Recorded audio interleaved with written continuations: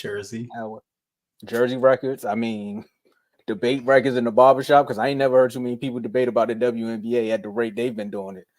Now, we got to give them their flowers because of course, both ladies. And if you don't know who I'm talking about by now, I mean, of course, Asia Wilson, she's doing her thing. But we're talking about Caitlin Clark and Angel Reese. Caitlin Clark is now the fastest rookie to record a triple-double. I mean, to have consistent triple-doubles. And then Angel Reese, of course, come on, double-doubles, rebounds, points. She's just doing it all over the place. I'm gonna start with you, Tony. How you feeling about this? So it's impressive from both of them, right? But are we really surprised? Like, I mean, they just carried over from college into the WNBA, and I think the transition from the women's game to the WNBA is a lot easier than the men's, and it shows with how they're playing in the league. I know we're going to talk about who is more impressive. Which one is more impressive? I don't know if we're talking about it right now, but I will say that Angel Reese has had her thing that she's been doing. She's been on a tear, and she's been on the boards. The putbacks have been crazy, and she's been animating out. And you look at you go and look at Caitlin Clark, you will see that she is. I mean, she's just doing the Caitlin thing. She's been the same person over and over again. I mean, if you look at their stats and you look at the stats from college, they kind of mirrored what it was. I mean, what Angel's average, what, 14 and 12. Caitlin's averaging. I mean, her scoring is down a little bit, but she's averaging 16, 6, and 7. So it's not like they're not doing what they normally do. You know, it's kind of like that thing that Tupac said. It's just the same song, right? It's the same song, bro. Like it's nothing new. And now and it's impressive how both of them are playing, right? It's impressive how both of them are playing in the league and how they became acclimated in there. They had a real slow start, right? Had a real slow start. Apparently, Caitlin had Jordan rules. You know, saying she had the Jordan rules, and she learned how to play through it. And then eventually, I mean, Angel had to realize that she had to be the woman on that team, right? I know we're going to come in there and try to get the WWE thing, and she called herself the man and stuff like that on it too. So she had to be the man on that team. You see that Chicago, although they're not winning consistently, they are a different team.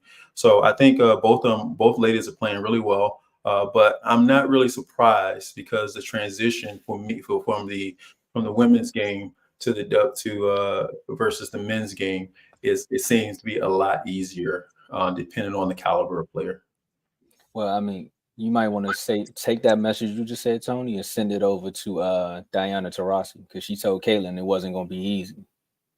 Yeah, and I agree, and I disagree with her. Although I'm a UConn fan, I disagree with her completely because her transition was pretty easy in there also. Like a lot of these superstar players, you look at Maya Moore and look at her, and look at some of the players. I mean, even who you just mentioned, Miss Wilson.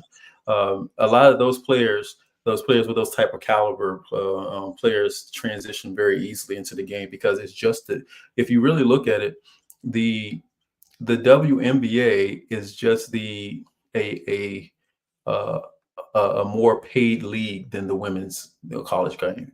But it's the same game, right? It's very much about fundamentals, right? They are a fundamentally sound league versus the men's where it's more about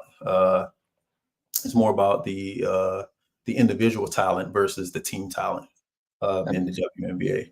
So I think that she was off, and she I mean, I have a bitter taste in my mouth about the UConn loss to them and everything but she needs to go ahead and spit that out of her mouth and acknowledge that this is a very talented young lady. Hey man, it's a game of interest, ain't that right, Joe? You can't have a pause moment like that, Joe. I'm not even gonna respond. I was trying to hold it. So was that my cue to go? Or Yeah. put on me? Okay. Let's act like that never happened. But Oh Tom, I man. got a question for you. Should they keep breaking records if it ends in nowhere? Shout out to Adele, by the way. But See if you what you didn't did peep there. I what like Tom that. was doing there. Wifey got me up. Angel Reese, she's having a really good year. And Tony, I gotta disagree with you. I'm surprised. I wasn't coming here thinking like, oh yeah, Angel Reese gonna come in here on her first year and break these records. I didn't think that. A lot of people felt like her game wasn't gonna automatically translate to the WNBA because type of player she was in college. Like she showed, she showed IQ. She's a DA double G, a DAWG. She's a dog, right? She's a underrated passer, good rebounder. But as far as scoring wise, individually talent, she didn't really show that a lot in college that can like translate to the WNBA. But she is setting records. She's the second leading scorer on her team, averaging 14 points a game. She's averaging almost 5 offensive rebounds a game, 7 defensive rebounds. Like she's doing her thing. She's on pace right now to have the most rebounds in WNBA history, like far as one season. Like if you would have asked me, she would have told me, yeah, she's gonna do that. I'm like, come on, y'all, let's just chill. So I gotta say, I'm surprised that Angel Reese now at this point in the season, am I surprised? No, but when she first started having these trends of, you know, dropping 25 and 15 and stuff like that, like, come on now, I was not expecting that. So she's doing her thing. So I gotta give it to her, man. It's been very impressive. She also has Angel Reese was the fastest player in the league, right, since 1999 to record 250 points, 200 rebounds, and 30 steals. So she's doing her thing. She only needs to average 8.4 rebounds for the rest of the year to break the rebound record, as far as like the most total in the season. So it's very impressive. Shout out to her. For me, I kind of gotta go with Joe on this one. I mean, I feel where you coming from, Tony, as far as like, is it surprising? Some people would say no when it comes to Caitlin Clark because of what she did in college, like her shooting the three. I think that was the record everybody thought that she was gonna kill with the 3 pointers, and then also to say that she recorded her first triple double after we seen the clips of some of the passes where some of her teammates act like they didn't want to one catch the ball, or they were acting like the pass was too good, they just had to drop it and then pick it back up. So for her to do that right there was very impressive because again, she's like putting the ball right in their hand, and they're like, "Oh, just for me, not for me." But again, with Angel Reese, I thought it was going to be a little bit more difficult for her because one, the physicality within the WNBA. Those girls are physical, and she's down bottom. We already seen the game with her and Elisa Thomas, where she was like, "Welcome to the NBA." She gave her a quick elbow, came back down, and then put her down, like basically body slammed her. Said, "Welcome," and this is what it was. Now, for them to keep doing it, I like the way you ended the song, Joe, because if it leads to nowhere, all the records mean nothing. Because again, what's LeBron with the longevity stats, right? I'm just saying that's the biggest, greatest debate. They're like, well, he got all these records you keep talking about with all these stats, but where are the wins to come behind it? So at the end of the day, 4 versus 6, it's a very big difference, yo. And you know that. That's why you always say that about Jordan, right? But again, with these two ladies, I think this is only just the epitome. They setting the epitome of what's more to come. I think Caitlin's going to get better. I think Angel Reese is going to get better. She's going to grow more into her body, of course.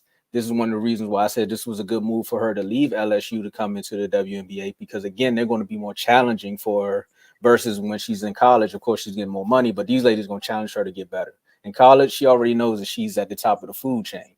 Same thing with Caitlin. Caitlin was like, I already know I'm at the top of the food. I'm at the top of the food chain. So again, I got to go with the competition's at. And for her to record that triple double against one of the best teams in the WNBA, I think that was a comeback game against the Liberty. Says a lot too. So those Caitlin rules definitely did help her get tougher, right?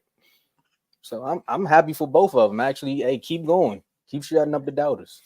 Hey, real quick, I ain't saying nothing about Caitlyn. That was big, man. Like her getting that triple double in that moment. Not just one of the best teams. We talking about they had the best record in the WNBA. So the best team, and they stacked. They got. We all know they stacked. They lost in game 5 last year in the WNBA finals, but And then, like you said, it was a comeback victory. When she recorded that triple double, y'all, it was down by like 8 with like a good 3 minutes left, 4 minutes left.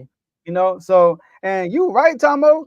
People make a big deal for turnovers, which he do have some turnovers, but I mean, if I do some deep dive in analytics and all that stuff, probably have those turnovers because people just know how to catch. like she be putting that thing on the money and then drop. I mean, like, jeez, you know, especially when they play Chicago Sky that game. Oh my gosh, it was so, but impressive, both of them. Impressive. So real quick, I want to point something out to you guys, right? And here's why I say what I said, and this is my reasoning for saying what I said, right? So here's the deal. Would you not say that the reason why Angel thing is surprising is because the talent around her at LSU was much better than the one she has in Chicago?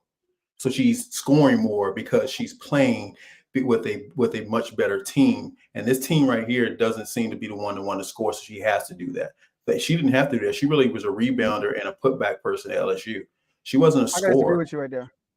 She wasn't a scorer though. She really wasn't. Just like you said, no, she wasn't. Really you want the talent around her though. The talent around her is better. Really good. That year they won. That year they be for real. It was the antics that she had that made her the star that she was. That she was not the man on that team. She was not the man on that team. You're talking Flaw J, right? Huh? You're talking Flaw J, right? Yeah. So that's what I'm saying. Kennedy Carter, give me Kennedy Carter. I'm sorry. Give me Kennedy Carter. But they had a team around her that was much better and was most suited for her talent, where she didn't have to do the things she had to do now. Now she has to do these things because the people around her aren't doing the things that she. And then the reverse for Caitlin is that she doesn't have to do all those things that she did at Iowa, right? And now the beauty of her talent is showing out more now than it did in college because, well, look at the team she had around her at Iowa. Like, they be for real. They got the way they got for one, because of the referees, and then two, because of her. It really wasn't like be for real. It was the NCAA pushing her the way they pushed her and pushing that team the way they pushed her, because there was no real talent on that team. Be real. There was no real talent on that team. I think both of them are playing in the more talented situation. Yeah, I mean, that's all I'm saying. So when I'm saying, so did anyone expect them to play the way they're playing right now? The answer is no. No one expected, especially Angel. But I would think that the talent was always there. It just wasn't utilized in LSU in the way it's being utilized in Chicago, and that's the reason why it looks the way it looks. That's what she wasn't looked to be a scorer like that. She was looked to go and rebound and she was going to pass and put back and things like that. That's how she was used. I get you. Let's call it period. Go ahead, Tom. Go ahead, Tom. You got something? No, I was gonna say no. I can agree with him there as far as scoring. Like, she's definitely needed more of a scoring output in the WNBA than with LSU. But I think that the talent was always there for her to do that. I think that she always wanted, and I think she was trying to push to do that. And that's one reason why she got set down a lot, because she kept trying to push and do that when that wasn't the game LSU wanted her to play. You know what I'm saying? It's just like in my theory behind the NFL, because Urban Meyer changed him from one player because remember, you're not going to tell me the guy that owned every passing record in Florida couldn't throw the ball. It's the fact Tebow? Is it Tebow? Talking about Tebow. He owned every passing record in Florida in high school. He owned every last one of them. That was the one reason why they went after. A lot of teams were going after him because of his arm. He had arm talent. But the fact that they made him into a different player when they had the other guy there, and they had him as basically a running back, he got so big. He got so big that it changed the dynamic of his style of play. So then when he gets to the NFL, now he is Donovan McNabb when he got to the Washington Redskins versus what he could Don't do McNabb that dirty, bro. Hold on. Hey, hold on. Right? Hold on. No. Here's what my theory is. But what I want to say is something. I'm gonna let you finish that, but we definitely got to talk about which one is more impressive after this, because you kind of like bringing all of the conversations together. Here's what I mean. Donovan McNabb, when he got to the Washington Redskins, couldn't throw the ball short because he was too big. he had gained so much muscle mass that he couldn't extend those. That was chunky soup, right? That was the chunky soup that Donovan McNabb, right? When he but if you look at his body when he was at Philly before he got big, that was one of the reasons why they got rid of him, because he kept gaining all the weight. He could throw the deep ball. You said he couldn't throw the ball short.